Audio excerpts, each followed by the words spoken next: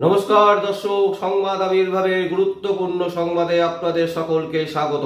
Kolkata high court থেকে একটি গুরুত্বপূর্ণ সংবাদ আপনাদের সামনে তুলে ধরছি। আপনারা জানেন যে পশ্চিমবঙ্গে যেভাবে একের পর এক দুর্নীতি হয়েছে, সেই দুর্নীতির যত ভেতরে ঢুকছে ততই কিন্তু দুর্নীতির পাক দেখা যাচ্ছে, যে একের পর এক দুর্নীতি কিন্তু উন্মোচন হচ্ছে। গতকাল কলকাতা হাইকোর্টের বিশিষ্ট আইনজীবী অমৃতা সিনহা তিনি একেবারে তুলোধনা করলেন কেন্দ্রীয় সংস্থা যারা তদন্ত করছেন তাদের প্রতি রীতিমতো ক্ষোভ প্রকাশ করলেন। ক্ষোভ প্রকাশ করে তিনি রীতিমতো বললেন যে কাকুর গলার স্বরের নমুনা নিয়ে এখনো পর্যন্ত ফরেনসিক রিপোর্ট পেলেন না কেন? কেন এত সময় লাগছে? কিসের জন্য এত সময় ব্যয় করছেন আপনারা? একদম পরিষ্কার বলছেন যে কবে তদন্ত শেষ হবে? এতদিন পরেও কেন সুজয় কৃষ্ণ ভদ্র হরপে কালীঘাটের কাকুর কণ্ঠস্বরের নমুনা যে রিপোর্ট, সেই রিপোর্ট এখনো কেন আপনারা আমাদেরকে দিতে পারলেন না? এইভাবে রীতিমতো তুলোধনা করল কেন্দ্রীয় তদন্তকারী সংস্থাকে। তার বক্তব্য হচ্ছে, আপনারা কি টাকার উৎস খুঁজে পেয়েছেন? কবে তদন্ত শেষ হবে? ঘুরে ফিরে তিনি কিন্তু একটা কথা বারবার করে বলছেন যে কবে তদন্ত শেষ হবে। হ্যাঁ দর্শক, বাংলার কোনায় কোনায় প্রতিটা মানুষ জানতে চাইছে তদন্ত কবে শেষ হবে। আমরা যেটা বারবার দেখছি যে দিনের পর দিন তদন্ত চলছে, কিন্তু তদন্ত করার পর তার অরিজিনালি রিপোর্ট আলটিমেটলি কি হলো সেটা কিন্তু আর পৌঁছচ্ছে না ইডি সিবিআই কেউই। এবং সেই জন্য কিন্তু বারবার কলকাতা হাইকোর্টের মনিটরিংয়ে ধরা পড়ছে এবং বারবার তুলোধনা করা হচ্ছে। এক্ষেত্রে কিন্তু একটা চাঞ্চল্যকর তথ্য দিয়েছেন কেন্দ্রীয় তদন্তকারী সংস্থা যারা আইনজীবী। তাদের বক্তব্য হচ্ছে, ম্যাডাম তদন্ত চলছে, সমস্ত কিছু রিপোর্টও আমরা পাওয়ার চেষ্টা করছি, কিন্তু একটা তদন্ত করতে গিয়ে আরো অনেক দুর্নীতি সামনে চলে আসছে, এবং যার ফলে আমাদেরকে সেই তারও ভেতরে ঢুকতে হচ্ছে। মানে একটা তদন্ত আমরা করছি, ধরুন শিক্ষাক্ষেত্রে তদন্ত শুরু করছি, তার সাথে সাথে চলে আসছে পুরো তদন্ত, পুরো ক্ষেত্রে, পুরো নিয়োগের ক্ষেত্রে যে দুর্নীতি হয়েছে সেই দুর্নীতি চলে আসছে। মানে একে অপরের সাথে লিঙ্ক আছে, একে অপরের সাথে পরিপূরক, এবং একটা তদন্ত করতে গেলে আর একটা তার মধ্যে চলে আসছে, আর একটা দিক খুলে যাচ্ছে, যার ফলে সঠিক তদন্তের যে রূপরেখা, মানে একদম যে একটা তদন্তকেই শেষ করব, সেটা করা যাচ্ছে না।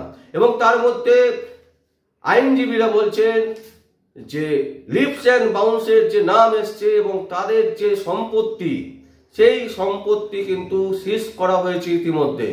শুধু তাই নয়, কলকাতা হাইকোর্টের বিচারপতি অমৃতা সিনহা বলছেন যে তদন্ত করে আপনারা যে রিপোর্ট তৈরি করেছেন সেই রিপোর্ট কোথায়? আইনজীবীরা বলছেন যে এই রিপোর্ট জমা করছি ম্যাডাম, আপনি দেখবেন সিল করা খামে তারা কিন্তু বিস্ফোরক কিছু তথ্য এবং ব্যক্তিদের নাম সেই ফাইলের মধ্যে আছেন বলে দাবি করেছেন।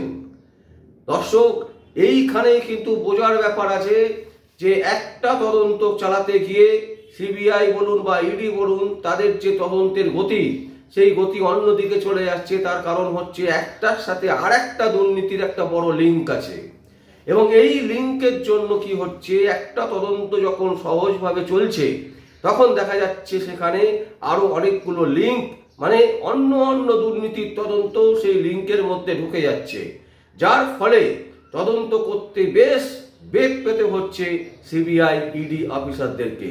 কিন্তু তবুও কলকাতা হাইকোর্টের বাঘিনী মাননীয় বিচারপতি অমৃতা সিনহা একদম বলছেন যে দেখুন তদন্ত কবে শেষ হবে, এত সময় নেই তদন্ত শেষ করার জন্য, আপনাদেরকে এত সময় দেওয়া যাবে না।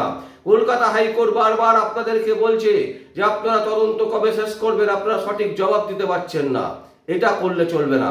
আপনারা পরিষ্কারভাবে বলুন তদন্ত শেষ করতে আর কত সময় লাগবে, কতদিন আপনাদের সময় দিতে হবে। এই ক্ষেত্রে কিন্তু ইডি এবং সিবিআই আধিকারিকদের যারা আইনজীবী তারা কিন্তু রীতিমতো চুপ করেছিলেন। তারা বললেন ম্যাডাম আমরা খুব তাড়াতাড়ি আপনাকে জানিয়ে দিচ্ছি, এই প্রশ্নের উত্তর এখনই এইভাবে বলা সম্ভব নয়। এবং তাতেও কিন্তু ক্ষুব্ধ বিচারপতি অমৃতা সিনহা। তার বক্তব্য হচ্ছে যে যেভাবে দিনের পর দিন শাসক ঘনিষ্ঠ এবং শাসক একটা ক্রাইম করেছে, একাধিক ক্রাইম করেছে, সেই ক্রাইমের আসল তদন্ত উঠে আসা উচিত। লিপস অ্যান্ড বাউন্স কোম্পানির যারা ডিরেক্টর, যিনি সিইও, আপনারা সবাই জানেন অভিষেক ব্যানার্জি এবং তার পরিবার যুক্ত আছে। কেন তাদেরকে ডেকে জিজ্ঞাসাবাদ করা হবে না? কেন তাদেরকে ইডি বা সিবিআই হেফাজতে এখনো পর্যন্ত নেওয়া হচ্ছে না? এই ধরনের নানান রকমের ইঙ্গিতপূর্ণ মন্তব্য কিন্তু মাননীয় বিচারপতি অমৃতা সিনহা গতকাল করেছেন। তার বক্তব্য হচ্ছে যে এত বড় একটা দুর্নীতি, সেই দুর্নীতির তদন্ত এত ধিমে চললে কি করে চলবে? তাই একদম পরিষ্কার ইনস্ট্রাকশন দিয়েছেন মাননীয় বিচারপতি অমৃতা সিনহা। তিনি কিন্তু পরিষ্কার বলছেন যে তদন্ত তাড়াতাড়ি করতে হবে। এবং গতকাল একটি মুখ বন্ধ খামে যে রিপোর্ট দিয়েছেন এবং যে তালিকা প্রকাশ করেছেন ইডি এবং সিবিআই আধিকারিকরা, তারা যে তথ্য দিয়েছেন সেই তথ্যও কিন্তু একটা গুরুত্বপূর্ণ বলে মনে করা হচ্ছে, এবং যেটা আগামী দিনে মাননীয় বিচারপতি অমৃতা সিনহা খুলে দেখবেন যে সেখানে কি আছে না আছে। তবে সূত্র বলছে যে এর ভেতরেও কিন্তু বড় বড় নামের তালিকা আছে যারা এই ব্যাপক দুর্নীতির ক্ষেত্রে যুক্ত। দেখুন, দুর্নীতির ক্ষেত্রে সব থেকে বড় নাম তো ইতিমধ্যে চলেই এসছে, যেটা হচ্ছে পিসির ভাইপো অভিষেক ব্যানার্জি। এখন এর থেকে বড় কি নাম হতে পারে? এর থেকে বড় নাম একটাই হতে পারে, সেটা হচ্ছে মাননীয় মুখ্যমন্ত্রী মমতা ব্যানার্জি। এখনো পর্যন্ত কোনো দুর্নীতিতে তার নাম উঠে আসেনি সেভাবে। এইবার কি আসবে সে তার নাম? এই প্রশ্নও কিন্তু আমাদের মনে জাগছে। তার কারণ হচ্ছে তৃণমূল কংগ্রেসের কোনো কাজ মমতা ব্যানার্জির নির্দেশ ছাড়া হয় না, এটা সবাই জানে, তৃণমূলের নিচ থেকে ওপর পর্যন্ত। সুতরাং এত বড় একটা দুর্নীতি, যেখানে তিনি নিজে মঞ্চে দাঁড়িয়ে বলেছিলেন যে কালীঘাটে টাকা পাঠাতে হবে, 25% তোমরা নিতে পারো নাও, কিন্তু বাকিটা পাঠাও কালীঘাটে। এই কথা কিন্তু তিনি প্রকাশ্যে মঞ্চে দাঁড়িয়ে বলেছিলেন।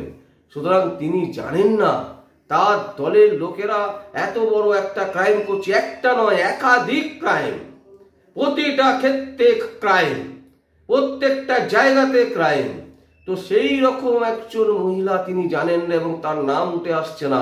এখানেই কিন্তু ইঙ্গিত করতে চাইছেন মাননীয় বিচারপতি অমৃতা সিনহা যে বড় নাম আর কারা আছে, কাদেরকে আপনারা ভাবছেন, কাদেরকে আপনারা মনে করছেন, এবং তদন্ত কবে শেষ হবে? শেষ প্রশ্ন যেটা বারবার করে উঠে এসছে মাননীয় বিচারপতি অমৃতা সিনহার গলায়, যে তদন্ত কবে শেষ হবে? দর্শক, আমরাও এটাই মনে করছি যে তদন্ত কবে শেষ হবে।